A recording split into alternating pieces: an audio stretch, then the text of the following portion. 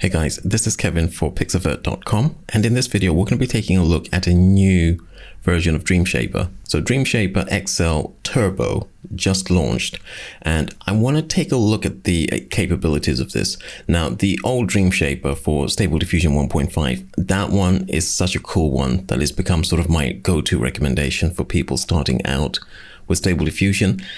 And I want to take a look at the XL version. Now, if you want to follow along, you'll need to download the file. Just come over here to the Civet AI page. You can click here to download. You can come to this section here to download as well. Now, because it is a turbo version, it uses the Adversarial Diffusion Distillation method, and that's ADD. And I like saying that because it makes me sound like I'm super educated. So what we need to do is to follow the instructions for using this one. It's a little bit different from using a standard SDXL model. Now, we covered this before when looking at the first SDXL Turbo. Similar, it's similar in that it uses a very small number of sampling steps, and we really have to follow the instructions here. What I'm going to try to do is to actually use the workflow inside of ComfyUI. Now, some of you may use Automatic 1111. ComfyUI is very easy to set up and to use, and we should be able to get it working just by using an example workflow, which is what I'm going to try to do for this video. We'll see how it goes. Now, I'm just going to set up my ComfyUI so that it's running in the background.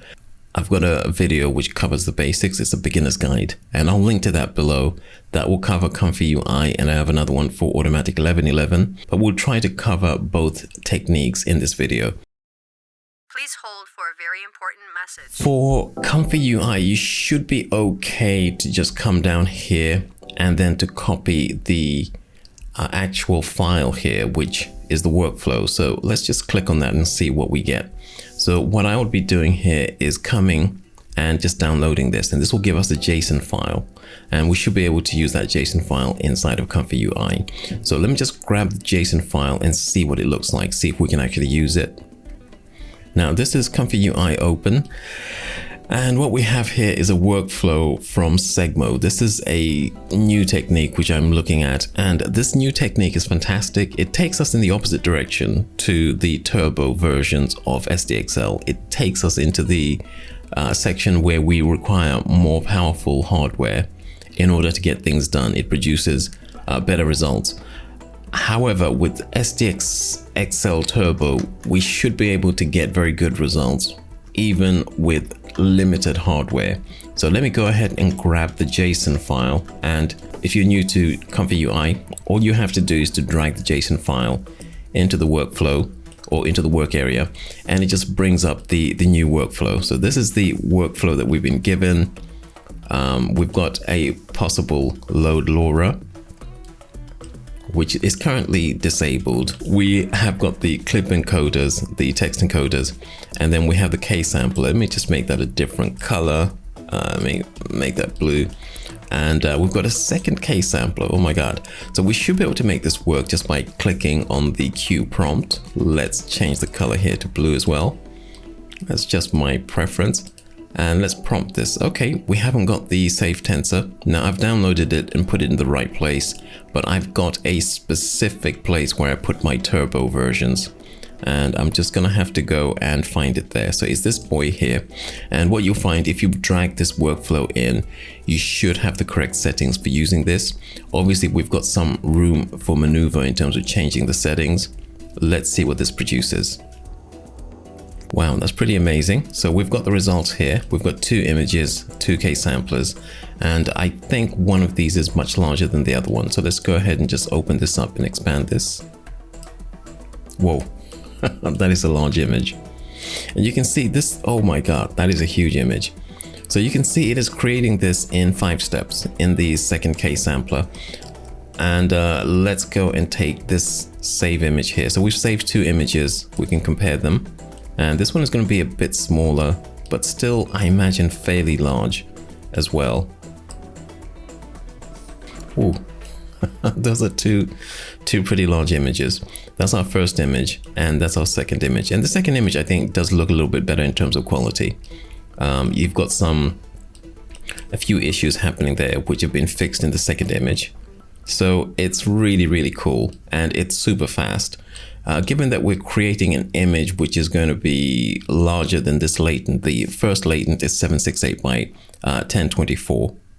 But then we have an upscale happening here.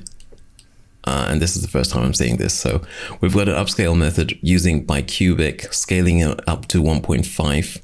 And it's going to be significantly larger for this second K sampler. So the second K sampler takes quite a bit of time.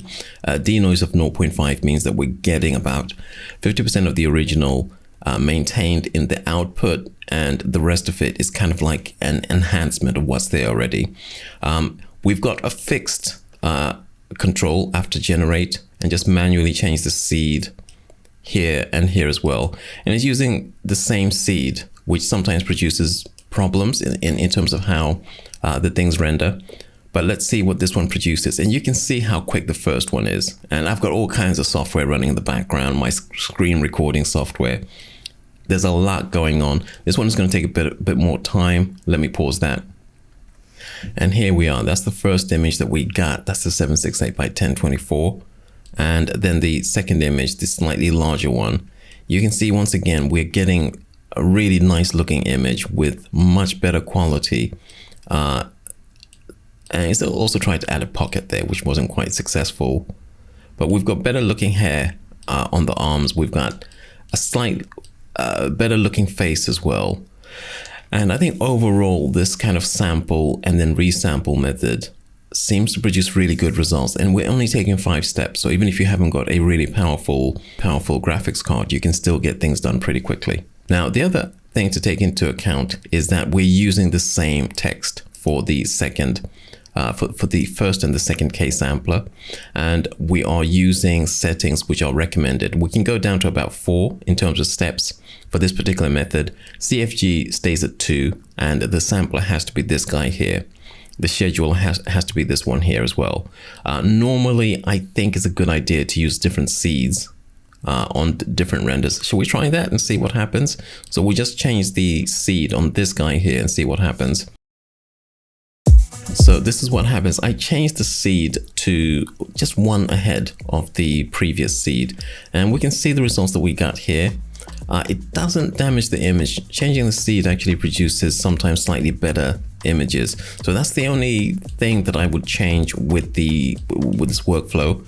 And I would just change that seed, just change the second seed to a different number.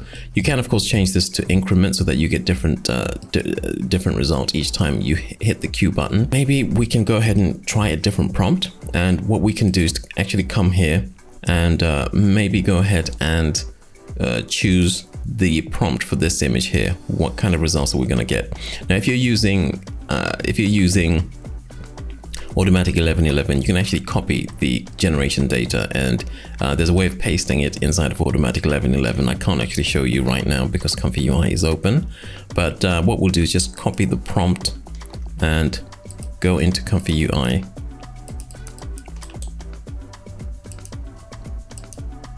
And go ahead and copy this guy here. Inside of Automatic 1111, you can just copy manually the data and make sure that your setup has the same data as we've got here. Let's go ahead and paste. Okay, and let's see what that does. Now, hopefully this gives us a very similar looking image. We've got the woman showing up here, but she's going to look slightly different because we're using a different seed. And oh my God, that is awesome. That is awesome. And then we'll get the second image. My PC is running a bit slow because the graphics memory is just totally used up at the moment. Well, that is pretty amazing. That's a really nice image. So what you can do here is, if you want to, you might be able to increase the steps maybe to 6, 7, 8 if you want slightly better quality. But even with a small number of steps, this particular one produces really good results. I'm very, very happy with this. Now, if we wanted to get exactly the same results as the previous one, we would have to copy the seed as well and change the clip skip. Let's go ahead and copy this bad boy. and paste it. Oh my God. And we're just going to paste it in the first one and see what happens.